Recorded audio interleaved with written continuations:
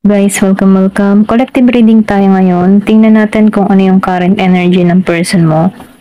Be open-minded po, hindi po halos lahat makaresonate kaya piliin nyo na lamang. And thank you nga po pala sa mga nag-subscribe, lalo-lalo na po sa mga bumabalik. Marami pong salamat. Start na tayo. Give me the message for collective. Ano yung energy ng person mo ngayon? Para po to sa mga no contact situation na nakikibalita para sa mga person nila. Ayan, anong balita sa person mo? Anong kanyang energy? Give me the message. Anong energy ng person mo? Give me the message.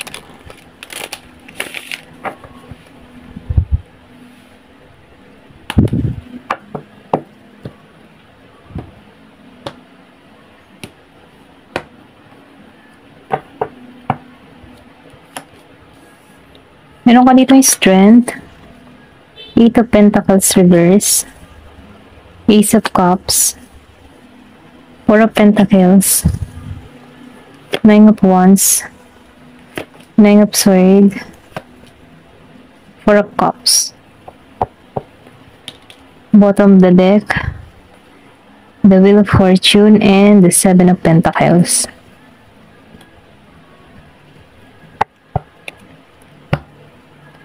Meron ako nakikita ditong Leo, Virgo, Capricorn, Taurus, Scorpio, Cancer, and Pisces. Gemini, Aquarius, and Libra. Aries, Leo, Sagittarius. Scorpio, Cancer, and Pisces. Okay.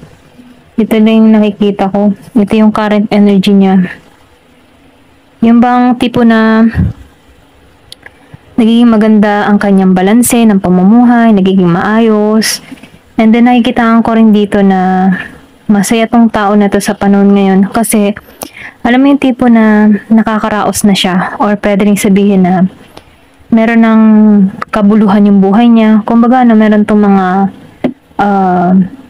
inuumpisahan, pinaplano, or meron tong mga priority na kung saan nakatuon siya sa kanyang mga goal dito sa buhay niya. Ito lang nakikita ko. Yung bang tipo na inaasikaso niya yung kanyang pangkabuhayan, meron siya mga ginagawa, may plano, or pwede rin sabihin na meron tong sisimula ang business. Ito lang yung nakikita ko.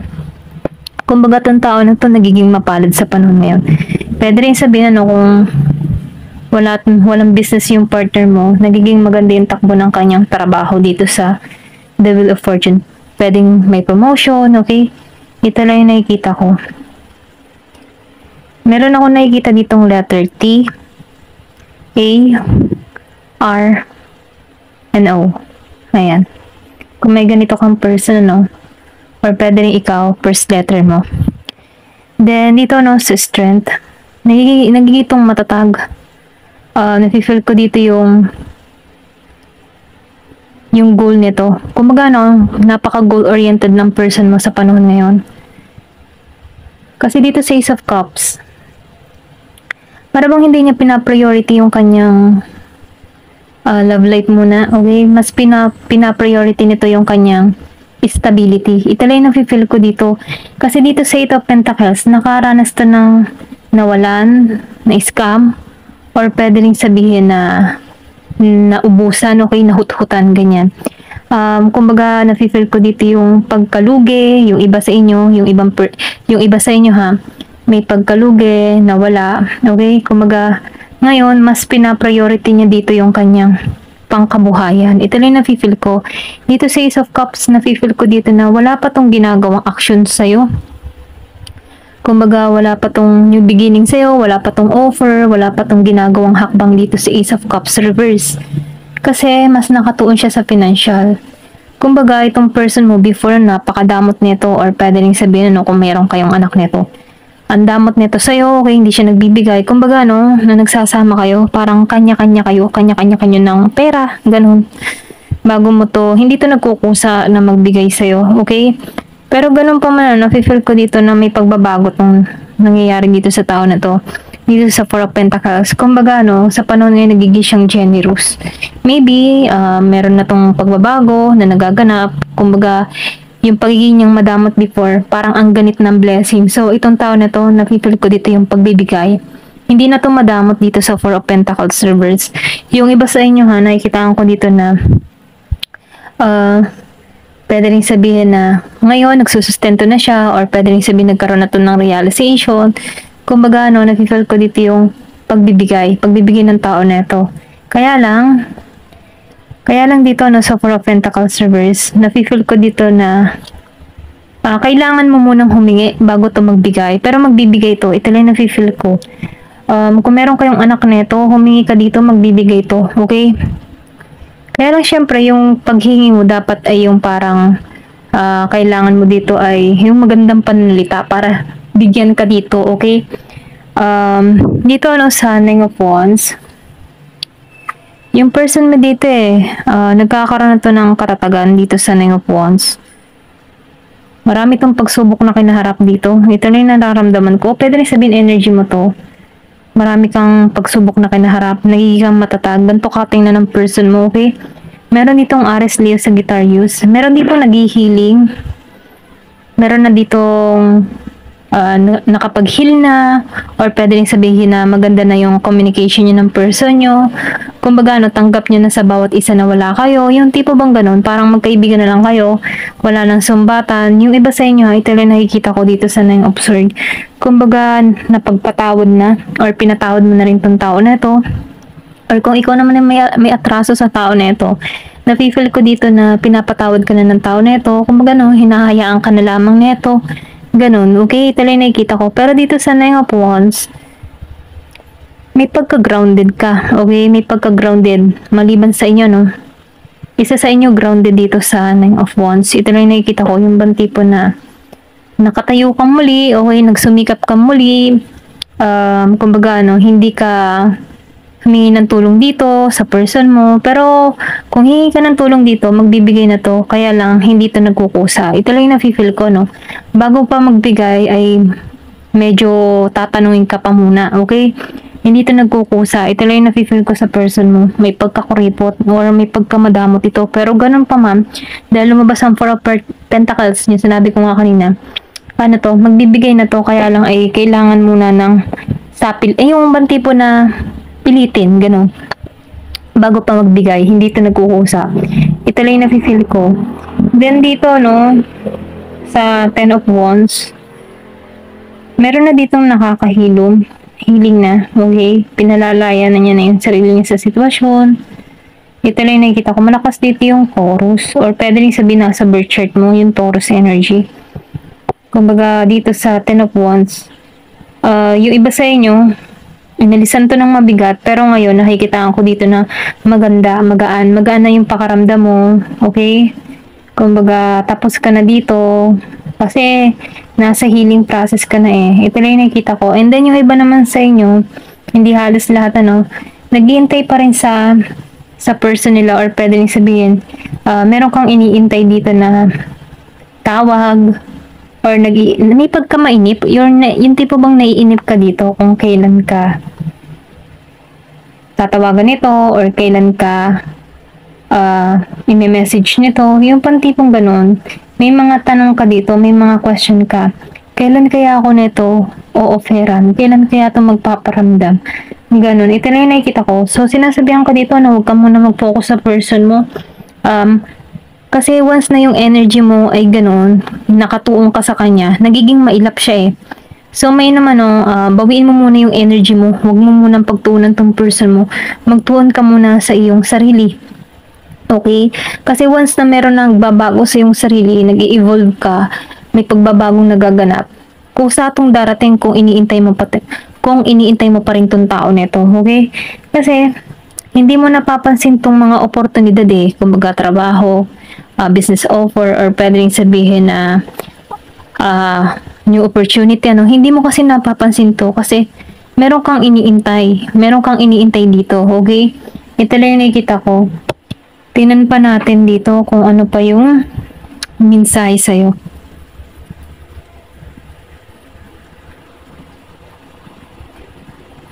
Tingnan natin dito sa shaman healing. Ano ba pang mensahe sa'yo? Excuse me po. Give me the message. Ano pa yung mensahe sa'yo? Kasi nakikita ko dito yung person mo may pagbabagong nagaganap eh. Maybe napagtanto-tanto na nito na kailangan ng pagbabago. Okay? Pwedeng nagmamature na rin tong tao na ito kasi iniisip niya na yung kanyang stability dito. Pwede rin sabihin na before marami tong bisyo. So, ngayon, may pagka-realize tong tao na to. Truth, lumalabas na yung katotohanan or pwede rin sabihin na meron ka ditong matuklasan, meron ditong lumabas na totoo. May magmensahe sa'yo. Ito rin nakikita ko dit. So, new beginning to.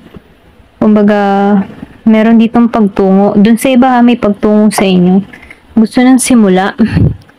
Gusto nang simula sa'yo, okay? Meron dito magsasabi ng totoo, kanyang nararamdaman, okay? Meron dito magtatanggal ng maskara. Nang sa ganun, magpapakatotoo na siya dito. Ito lang yung nakikita ko. Yung iba sa inyo, hindi halos lahat. Then, omens. So, nakikita ko sa omens, meron kasi dito balance na parating or pwede rin sabihin na malayo kayo sa bawat isa. Ito lang yung nakikita ko. Kumbaga dito sa omen, meron dito buwan and araw, Kumbaga, magkaiba kayo ng mundo. Kumbaga, umaga dito, gabi doon. So, yung isa sa inyo nasa ibang bansa. Ito lang nakikita ko. Pwede ikaw nasa ibang bansa or siya. Kumbaga, bago makarating sa'yo, kailangan muna ng lumipad, okay? Yung tipo bang ganun? Mag-travel para makarating sa buhay mo or makarating sa'yo. Ito lang nakikita ko, meron ditong nasa ibang bansa. Pwede rin sabihin, meron dito, meron lang misunderstanding sa connection na to, okay? Kasi may travel pa eh. Wala pang pagkikita, wala pang paghaharap. Meron ako nakikita ditong Taurus. Meron ditong pinanganak ng 12, 8, and 31. Ayan. Meron din ako nakikita dito, malakas yung isa dito si spiritual. Pwedeng ikaw yung malakas ang spiritual or yung person mo, okay? Meron ditong it's all good. So, meron ditong magandang parating. Lahat ng nagaganap dito ay may dahilan. May magandang mangyayari. Okay? Kumbaga, hayaan mo na lamang si universe yung kumilos para sa love life mo. Ito lang nakikita ko. Meron ditong 18, pinanganak, okay? Or pwede rin sabihin na 18 years old, meron 31, and may 33. Meron ditong integration. So, nakikitaan ko dito, meron ditong year of the snake. Or pwede rin sabihin na meron na ditong patungo, merong gustong makipagkasundo sa'yo, magkaisa muli. Ito lang nakikita ko. Meron ditong emotion, meron tong mga nilihim sa'yo. Kasi meron ditong lalabas yung katotohanan. Pero ganun pa man, nakikitaan ko dito na isa sa inyo talaga malakas yung spiritual. Ito lang nafe-feel ko or pwede rin sabihin ganun katingin ng person mo. Meron kasi yung tipong meron kang mga nasabi dito na something hiwaga sa tao na to. Meron ditong ingge. So meron ditong tao na ayaw sa connection nyo, merong nagagalit, merong involved na ibang tao, okay, na merong galit. Ito lang yung nakikita ko. Kumbaga ayaw ng tao nito na magsimula kayo nitong person mo. Pwede rin sabihin kung meron dito naghahabol or meron tong past relationship na ayaw pang pakawalan yung person mo para sa'yo. Ito lang nakikita ko. Give me more information. Teaching. So, meron ditong lesson or meron kang natutunan dito sa connection na to. Nag-evolve ka or pwede rin sabihin nakita mo na yung sarili mo. Kasi dito sa 4 of Cups, nakatuon kayo, intay ka ng intay. So, meron ditong pagtuturo sa'yo na aralin mo muna yung sarili mo. Mag-self-love ka, self-care. Huwag kang mag-intay dito sa person mo. Kasi, nafe-feel ko dito na darating to in the right timing. Kumbaga, hayaan mo si universe. So, ngayon, ikaw magtuon ka muna sa ikauunlad mo dito. Ito lang nafe-feel ko. Kasi may lesson dito eh. Give me more information. Ano pa yung mensahe? Meron ditong abundance. So, ito yung naghihintay sa inyo, kasaganahan. Maybe, pinaghiwalay kayo dito para maging Kumbaga, no, para maging independent muna kayo sa bawat isa. Yung bang tipo na aralin mo muna yung sarili mo pa kung paano magiging masagana, ganun din yung person mo bago kayo pagbuklutin, ay tawag dito, pagsamahin yan. Bago kayo pagsamahin dito, then nakikitaan ko dito ito yung pagkakalob sa inyo, abundance, kaginhawahan. So, meron lamang dito mga tao na involved na ayaw sa connection nyo kasi maybe pwede rin sabihin na magi kayong power couple na kung saan hindi na mapaghihiwalay. Ito lang yung nakita ko. Give me more information. Kailangan nyo lang dito na ayusin yung sarili mo, ayusin niya sarili niya, okay? Hindi to halos lahat makaka-resonate, okay? Kasi nafe-feel ko dito yung energy ng twin flame. May pagka-twin flame to. Kasi nakikitaan ko dito yung balance eh. So, yin and yang, okay?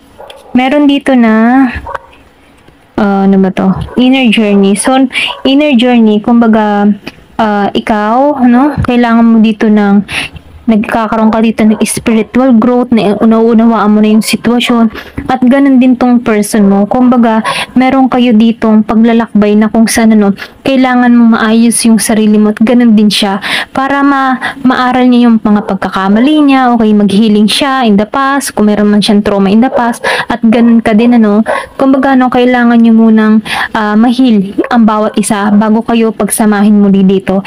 Ito lang nakikita ko. Meron dito letter R. Kung letter R, ayan, sorry. And letter T, meron din ditong Z. Okay? Pwedeng nasa first letter mo tong, or pwede rin sabihin, meron kang ganitong person, Give me more information. Ano pa yung mensahe? So, gusto nitong kumawala. Discernment. So, nakikita ko dito, may pag-iintay. Meron talaga nag-iintay dito. Okay? So, ito, letting go. So, kailangan nyo muna ditong i-let go ang bawat isa. Ito lang yung nakikita ko. Then, lumabas ang self-love. So, kailangan nyo munang mahalin ang bawat isa. Kasi kung talagang para kayo sa isa't isa, pagsasamahin muli kayo na matured na ang bawat isa. Okay? May pang-uunawaan na. Ayan, hanggang dito na lamang po. Thank you for watching, and love and peace.